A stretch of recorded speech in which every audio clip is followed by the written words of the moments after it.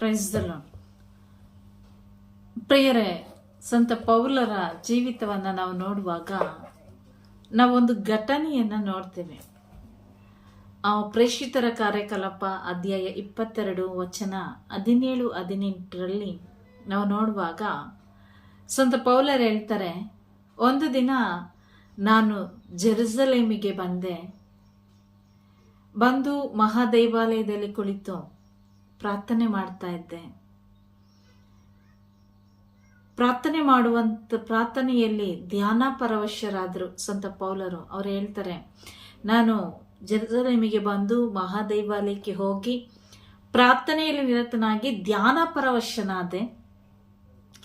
ನಾನು ಆ ಧ್ಯಾನದಲ್ಲಿ ಮುಳುಗಿ ಹೋಗಿರುವಾಗ, ದೇವರ ಧ್ಯಾನದಲ್ಲಿ, ಆ ಪ್ರಾರ್ಥನೆಯಲ್ಲಿ ನನ್ನನ್ನೇ ಸಂಪೂರ್ಣವಾಗಿ ಒಪ್ಪಿಸಿಕೊಟ್ಟು ನಾನು ಧ್ಯಾನ ಪರವಶನಾಗಿರುವಾಗ ಪ್ರಭುವೇ ನನಗೆ ದರ್ಶನ ಕೊಟ್ಟು ಹೇಳ್ತಾರೆ, ನೀನು ಇಲ್ಲಿ ಏನು ಕೂಡ ಮಾತಾಡಬೇಡ, ಇಲ್ಲಿ ನೀನು ಸಾಕ್ಷಿಯನ್ನ ಕೊಡಬೇಡ.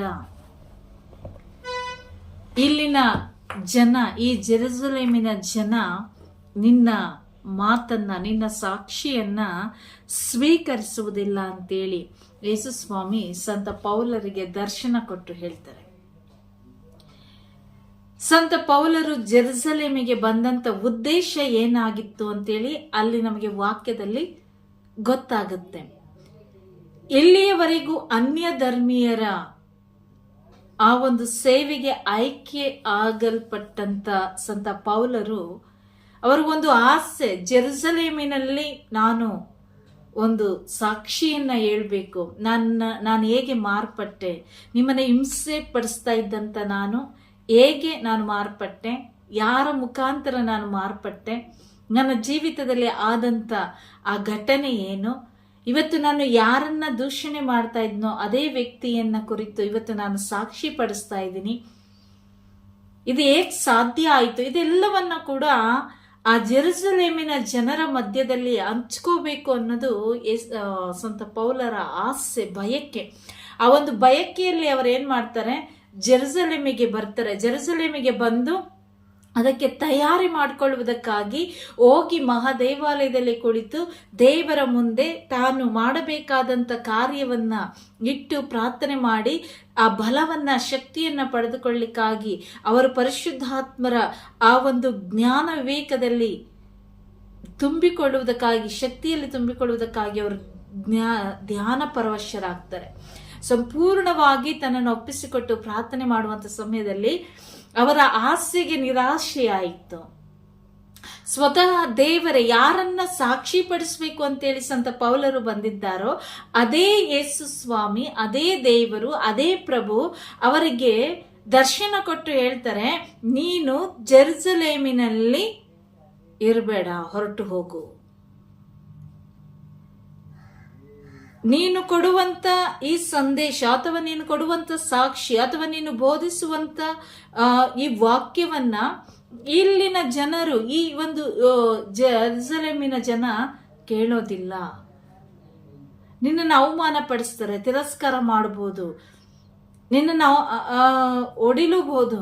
ಆದ್ರಿಂದ ಯೇಸು ಸ್ವಾಮಿ ಹೇಳ್ತಾರೆ ನೋಡ್ರಿ, ತನ್ನ ಮಕ್ಕಳ ಕುರಿತಾಗಿ ದೇವರು ಮಾಡುವಂತ ಆಲೋಚನೆ ಬೇರೆ ರೀತಿಯಾಗಿರುತ್ತೆ.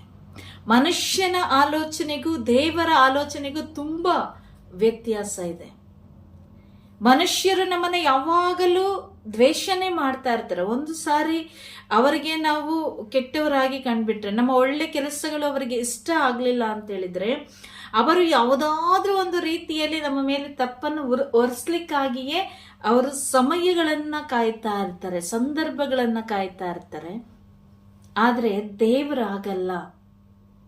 ನಾನು ಎಂತ ಕಡು ಪಾಪಿಯಾಗಿದ್ರು, ನಾನು ದೇವರ ನಾಮಕ್ಕೆ ಎಷ್ಟೇ ವೈರಿಯಾಗಿದ್ರು ಕೂಡ ಒಂದು ದಿನ ನಾನು ಸತ್ಯವನ್ನು ಅರಿತುಕೊಂಡು, ಯೇಸುವಿನ ಪ್ರೀತಿಯನ್ನು ಅರಿತುಕೊಂಡು, ಯೇಸುವಿನ ವಾಕ್ಯದ ಶಕ್ತಿಯನ್ನು ಅರಿತುಕೊಂಡು ನಾನು ಬದಲಾದಂತ ಕ್ಷಣಗಳಲ್ಲಿ ದೇವರು ನಾನು ಹಿಂದೆ ಯಾವ ತಪ್ಪುಗಳನ್ನ ಮಾಡಿದ್ದೇನೋ, ಅದು ಎಂತ ಘೋರವಾದ ತಪ್ಪಾಗಿರ್ಲಿ, ಪಾಪವಾಗಿರ್ಲಿ, ಅದನ್ನ ಕ್ಷಮಿಸಿ ಅದನ್ನ ಮತ್ತೆ ಮತ್ತೆ ಎತ್ತಿ ಹೇಳದಂತ ಒಬ್ಬರೇ ಒಬ್ಬರು ಅಂತ ಹೇಳಿದ್ರೆ ಅವರು ನಾವು ನಂಬಿರುವಂತ, ನಮ್ಮನ್ನು ಸೃಷ್ಟಿ ಮಾಡಿರುವಂತ ದೇವರು ಮಾತ್ರವೇ. ಅವ್ರು ನಮ್ಮ ಬಗ್ಗೆ ತುಂಬಾ ಯೋಚನೆ ಮಾಡ್ತಾರೆ. ಜನರೆಲ್ಲ ಹಿಂದೆ ಏನ್ ಮಾಡಿರ್ತೀವೋ ಅದನ್ನ ಜನ ಮರೆಯಲ್ಲ. ಜನ ನಾವೀಗ ಎಷ್ಟೇ ಒಳ್ಳೆ ಕಾರ್ಯಗಳನ್ನ ಮಾಡ್ತಾ ಇದ್ರು ಕೂಡ ಜನ ಒಳ್ಳೆಯ ಕಾರ್ಯಗಳಿಗೆ ಮೆಚ್ಚುಗೆಯನ್ನ ಕೊಡಲ್ಲ, ಬದಲಾಗಿ ನಮ್ಮ ಇಂದಿನ ಜೀವಿತಗಳನ್ನೇ ಅವರು ತಳುಕು ಹಾಕ್ತಾರೆ, ಅವುಗಳನ್ನೇ ಹೇಳ್ತಾ ಇರ್ತಾರೆ. ಇವ್ರು ಬದಲಾಗಿದ್ದಾರೆ, ಇವರು ಒಳ್ಳೆಯವರಾಗಿದ್ದಾರೆ, ಇವರು ದೇವರ ಮಕ್ಕಳಾಗಿದ್ದಾರೆ ಅಂತೇಳಿ ಯಾರು ಕೂಡ ಸ್ವೀಕರಿಸಲ್ಲ. ಅದೇ ರೀತಿಯಾಗಿ ಸಂತ ಪೌಲರನ್ನ ಸ್ವೀಕರಿಸಲಿಲ್ಲ. ಆಗ ಯೇಸು ಸ್ವಾಮಿನೇ ಹೇಳ್ತಾರೆ ಸಂತ ಪೌಲರಿಗೆ, ನೀನು ಇಲ್ಲಿಂದ ಹೊರಟೋಗ್ಬಿಡು,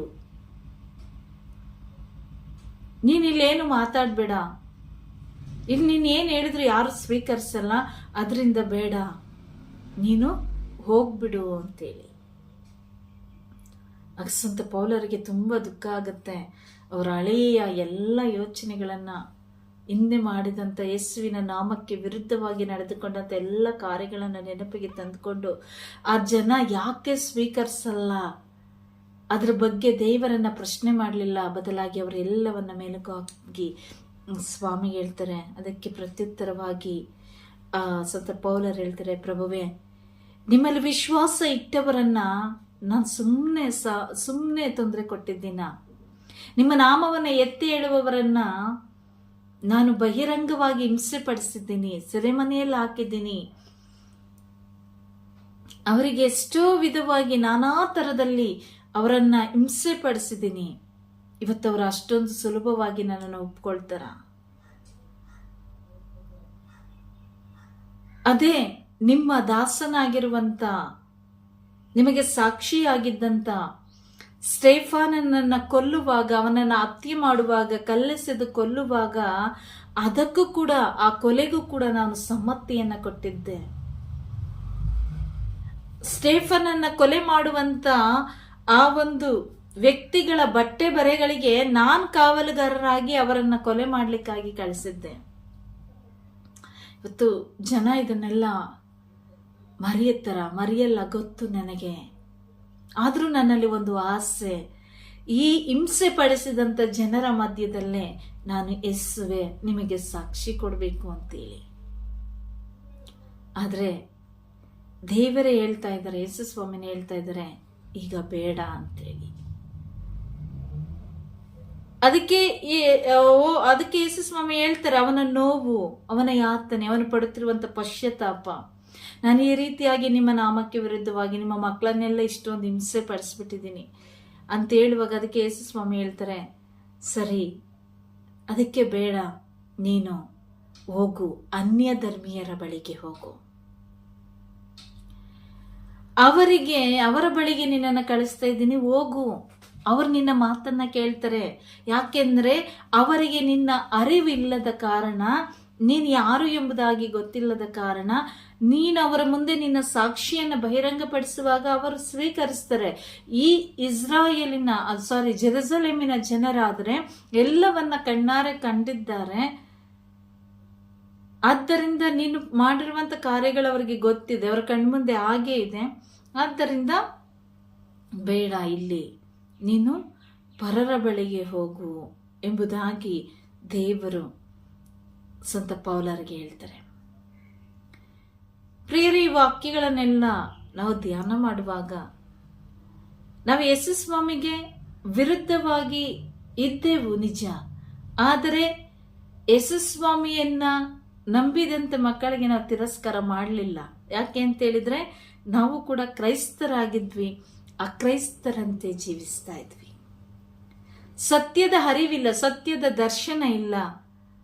ನಮ್ಮ ಕಾರ್ಯಗಳು ಏನಾಗಿತ್ತು? ಭಾನುವಾರದ ಬಲಿಪೂಜೆ ಅಥವಾ ಮನೆಯಲ್ಲಿ ಒಂದು ಜಪಸರ ಪ್ರಾರ್ಥನೆ, ನವೇನ ಪ್ರಾರ್ಥನೆಗಳು, ಇಷ್ಟರಲ್ಲೇ ನಾವು ಹೋಗ್ತಾ ಇದ್ವಿ, ನಮ್ಮ ಪ್ರಯಾಣವನ್ನು ಮುಂದುವರಿಸ್ತಾ ಇದ್ವಿ. ಆದರೆ ನಮಗೆ ಸತ್ಯತೆಗಳ ಅರಿವು ಸರಿಯಾಗಿ ಇಲ್ಲದ ಕಾರಣ ನಾವು ಅದೇ ಪಾಪದಲ್ಲಿ ಬೀಳ್ತಾ ಇದ್ವಿ.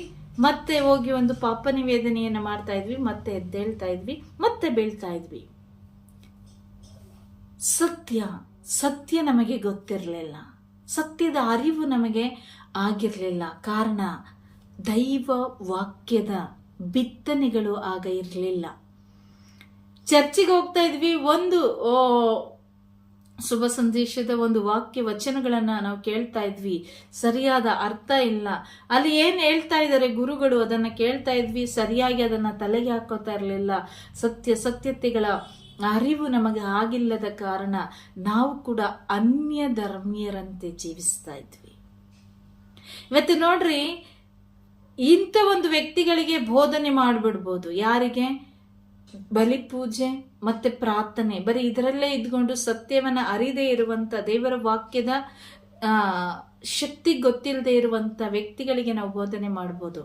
ಆದ್ರೆ ದೇವರ ವಾಕ್ಯವನ್ನ ಓದಿ ಒಂದೆರಡು ಧ್ಯಾನಗಳನ್ನ ನಾವು ಅಟೆಂಡ್ ಮಾಡಿದ ಮೇಲೆ ಮತ್ತೆ ನಾವು ಇನ್ನೊಬ್ಬರ ಬಾಯಿಂದ ದೇವರ ವಾಕ್ಯವನ್ನ ಕೇಳಲಿಕ್ಕೆ ತುಂಬಾ ಹಿಂದೆ ಹೋಗ್ತೀವಿ.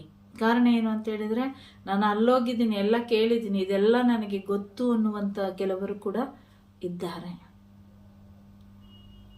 ಅದಕ್ಕಾಗಿ ಯೇಸು ಸ್ವಾಮಿ ಹೇಳ್ತಾರೆ, ಮೇಧಾವಿಗಳಿಗೂ ಜ್ಞಾನವಂತರಿಗೂ ಮರೆ ಮಾಡಿ ಮಕ್ಕಳಂತಿರುವವರಿಗೆ ಈ ವಾಕ್ಯವನ್ನ ಶ್ರುತಪಡಿಸಿದ್ರು. ಅಹಂಕಾರಿಗಳನ್ನೆಲ್ಲ ಬಿಟ್ಬಿಟ್ರು, ನನಗೆಲ್ಲ ಗೊತ್ತು ಅನ್ನೋರನ್ನ ಬಿಟ್ಬಿಟ್ರು, ನಾನು ಎಲ್ಲ ಓದಿದ್ದೀನಿ, ನಾನು ಹೆಚ್ಚಾಗಿ ಓದಿದ್ದೀನಿ ಅನ್ನೋರನ್ನ ಬಿಟ್ಬಿಟ್ರು ದೇವರು. ಅವರಿಂದ ಆ ಜ್ಞಾನವನ್ನ, ಈ ದೈವಿಕ ವಾಕ್ಯದ ಜ್ಞಾನವನ್ನ ಮರೆ ಮಾಡಿದ್ರು.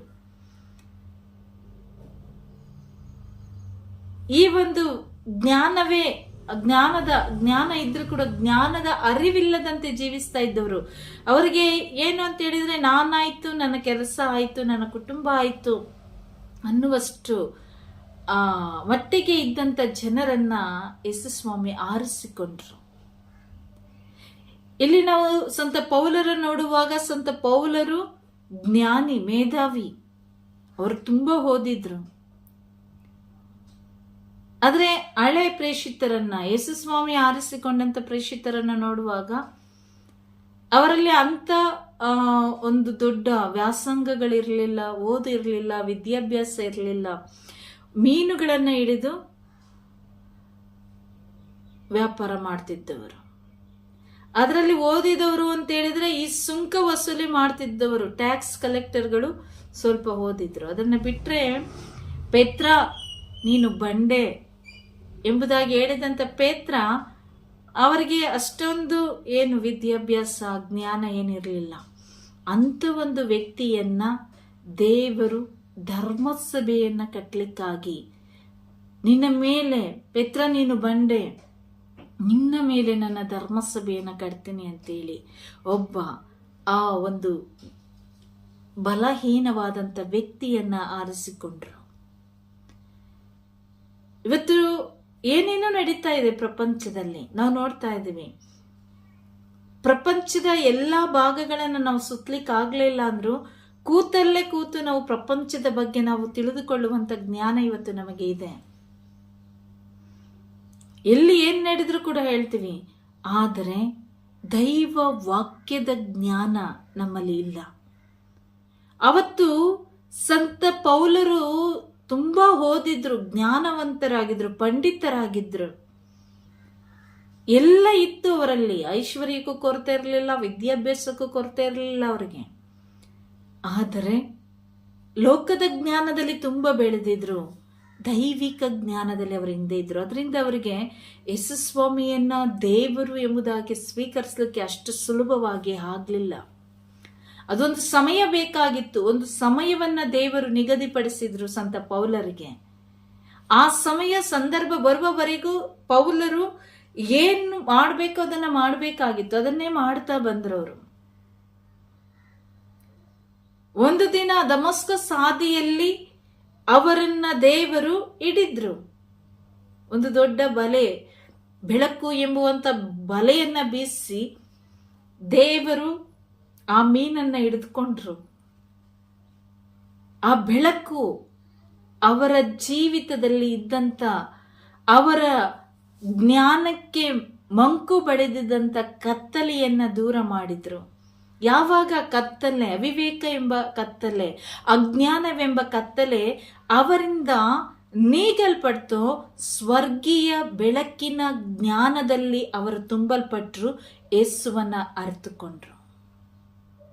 ಅವರು ಬದಲಾದ್ರು, ಅವರ ಜೀವನವೇ ಬದಲಾಗಿ ಹೋಯಿತು.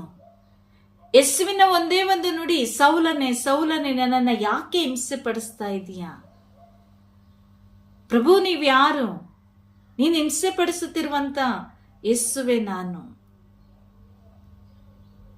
ಒಂದೇ ಒಂದು ನುಡಿ ಸಂತ ಪೌಲರ ಜೀವಿತವನ್ನು ಹೇಗೆ ಮಾರ್ಪಡಿಸ್ತು ಅಂತ ಹೇಳಿದ್ರೆ, ಪ್ರೇಷಿತರಿಗಿಂತ, ತಾನು ಆರಿಸಿಕೊಂಡಂತ ಪ್ರೇಷಿತರಿಗಿಂತ ಹೆಚ್ಚಾಗಿ ಕಾರ್ಯವನ್ನ ಮಾಡಲಿಕ್ಕೆ ಅವರು ಶುರು ಮಾಡಿದ್ರು.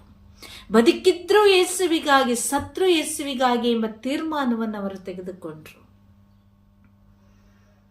ಪ್ರತಿಯೊಂದು ಬಾರಿ ಕೂಡ ಅವರು ಯಾರಿಗೂ ಅಂಜದೆ ಹೆದರದೆ ತಾನು ಆ ಜನರ ಬಳಿಯಲ್ಲಿ ಕೂಗಿ ಹೇಳಿದ್ರು, ಯೇಸುವೆ ಲೋಕೋದ್ಧಾರಕ, ಯೇಸುವೆ ದೇವರು ಎಂಬುದಾಗಿ ಸಾರಿದ್ರು. ಆದ್ರೆ ಅವ್ರಿಗೆ ಒಂದೇ ಒಂದು ಆಸೆ ಇತ್ತು, ಜೆರುಸಲೇಮಿನ ಜನರಿಗೂ ಕೂಡ ನಾನು ಈ ಸಂದೇಶವನ್ನು ಹೇಳ್ಬೇಕು ಅಂತೇಳಿ. ಆದ್ರೆ ಆ ಒಂದು ಸಂದರ್ಭದಲ್ಲಿ ದೇವರು ಅವರನ್ನ ತಡೆ ಮಾಡ್ತಾರೆ. ಈಗ ಬೇಡ, ನೀನು ಹೊರಟು ಹೋಗು, ಅನ್ಯ ಧರ್ಮೀಯರ ಬಳಿಗೆ ಹೋಗು, ಇವರಿಗೆ ಹೇಳಲಿಕ್ಕೆ ಬೇರೆಯವರಿದ್ದಾರೆ. ಈ 12 ಜನ ಶಿಷ್ಯರನ್ನ ಆರಿಸಿಕೊಂಡಾಗ ಯೇಸು ಸ್ವಾಮಿ ಹೇಳಿದ್ರು, ತಪ್ಪಿ ಹೋಗಿರುವ ಕುರಿಗಳಂತಿರುವಂತ ಇಸ್ರಾಯೇಲರ ಬಳಿಗೆ ನಾನು ನಿಮ್ಮನ್ನ ಕಳಿಸ್ತಾ ಇದ್ದೀನಿ. ಈ 12 ಜನರನ್ನ ಇಸ್ರಾಯೇಲ್ ಜನರ ಬಳಿಗೆ ಕಳಿಸಿಕೊಟ್ರು.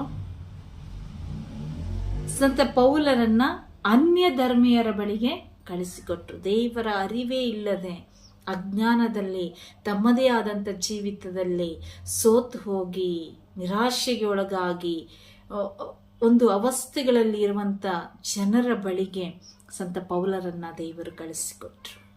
ಇವತ್ತು ನೋಡ್ರಿ, ಹೆಚ್ಚಾಗಿ ನಾವು ಶುಭ ಸಂದೇಶವನ್ನ ಅರಿತುಕೊಳ್ಳುವಾಗ ಯಾವುದೇ ಒಂದು ಪ್ರಾರ್ಥನಾ ಮಂದಿರಗಳಲ್ಲಿ, ಧ್ಯಾನ ಕೂಟಗಳಲ್ಲಿ ನೋಡ್ರಿ, ಇಸ್ರಾಯೇಲ್ ಜನರು ಅನ್ಸ್ಕೊಂಡಿರುವಂತ ನಾವು ಯೇಸುವನ್ನ ಮಹಿಮೆ ಪಡಿಸ್ಲಿಕ್ಕಾಗಿ ಎದುರುತ್ತೀವಿ, ಸಾಕ್ಷಿ ಪಡಿಸ್ಲಿಕ್ಕಾಗಿ ಎದುರುತ್ತೀವಿ, ಅವರನ್ನ ಕೂಗೋದಕ್ಕೂ ಎದುರುತ್ತೀವಿ, ನಾಚಿಕೆ ಪಡ್ತೀವಿ, ಅಂಜಿಕೆ ಪಡ್ತೀವಿ. ಆದರೆ ಒಬ್ಬ ದೇವರನ್ನ ಅರಿಯದ ಆ ವ್ಯಕ್ತಿ ಒಂದು ದಿನ ದೇವರ ವಾಕ್ಯವನ್ನ ಕೇಳಿ ಯೇಸುವನ್ನ ಅರ್ಥಕೊಂಡ್ಬಿಟ್ಟ ಅಂತ ಹೇಳಿದ್ರೆ, ಅವನು ಪ್ರಾಣ ಹೋದ್ರೂ ಕೂಡ ಆ ಯೇಸುವನ್ನ ಕೂಗೋದು ಬಿಡಲ್ಲ, ಅವನು ಕಿರ್ಚೋದು ಬಿಡಲ್ಲ, ಅವನು ಯೇಸುವನ್ನ ಕರೆಯೋದು ಬಿಡಲ್ಲ, ಯೇಸುವಿನ ಪ್ರೀತಿಯಿಂದ ಅವನು ದೂರನೇ ಹೋಗಲ್ಲ. ಆದ್ರೆ ನಾವು ಹೇಗೆ ಗೊತ್ತಾ, ಇಸ್ರಾಯೇಲ್ ಜನರು ಅನ್ಸ್ಕೊಂಡಿರುವಂತ ನಾವು ಹೇಗೆ ಗೊತ್ತಾ, ಬೇಕಾದಾಗ ಯೇಸುವನ್ನು ಯೂಸ್ ಮಾಡ್ಕೋತೀವಿ, ಬೇಡದೇ ಇದ್ದಾಗ ಬಿಟ್ಟು ಬಿಡ್ತೀವಿ, ಕಷ್ಟ ಬಂದಾಗ ಓಡ್ ಬರ್ತೀವಿ, ಆಮೇಲೆ ದೇವಾಲಯವನ್ನು ಬಿಟ್ಟು ಬಿಡ್ತೀವಿ, ಧ್ಯಾನ ಪ್ರಾರ್ಥನೆಗಳು, ವಾಕ್ಯ ಕೇಳೋದು ಎಲ್ಲವನ್ನ ಬಿಟ್ಟು ಬಿಡ್ತೀವಿ. ಆದರೆ ಅನ್ಯ ಧರ್ಮೀಯ ಆ ಒಂದು ಕಾರ್ಯಗಳಿಂದ ಹೊರಗೆ ಬಂದಂತ ಸತ್ಯವನ್ನ ನಿಜವಾಗಿಯೂ ಅರ್ಥಕೊಂಡಂತ ವ್ಯಕ್ತಿ ಯೇಸುವನ್ನ ಬಿಟ್ಟೋಗಲ್ಲ. ಇವತ್ತು ಎಲ್ಲಿ ಹೋದ್ರು ಅವರ ಸಾಕ್ಷಿಗಳು ಬಲವಾಗಿರ್ತದೆ. ನಮ್ಮವರ ಸಾಕ್ಷಿಗಳನ್ನ ಹೇಳ್ರಿ ನಾಚಿಕೆ ಪಡ್ತಾರೆ. ಯೇಸುವೆ ಅಂತೇಳಿ ಕೂಗಿ ಅಂತ ಹೇಳ್ರಿ ಕೂಗಲ್ಲ. ವಾಕ್ಯ ಓದು ಅಂತ ಹೇಳ್ರಿ ನಾಚಿಕೆ, ವಾಕ್ಯ ಓದಲ್ಲ.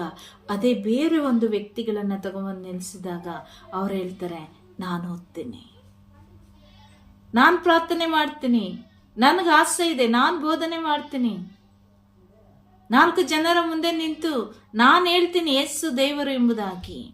ಇವತ್ತು ನಮ್ಮವರೆಲ್ಲ ಅಡಿಗೆ ಮಾಡ್ತಾ ಮನೇಲಿ ಕೂತ್ಕೊಂಡಿದ್ದೀವಿ. ಇವತ್ತು ನಮಗೆ ಆ ಸತ್ಯದ ಅರಿವು ಆಗಬೇಕು. ಸಂತ ಪೌಲರ ಒಂದೊಂದು ನುಡಿಗಳು ನಮ್ಮ ಜೀವಿತದಲ್ಲಿ ತುಂಬಬೇಕು ಎಂಬುದಾಗಿ ನಾವು ಪ್ರಾರ್ಥಿಸುತ್ತಾ ನಾವು ಈ ಒಂದು ಕಾರ್ಯದಲ್ಲಿ ಪಾಲ್ಗೊಳ್ಳೋಣ. Price the lord.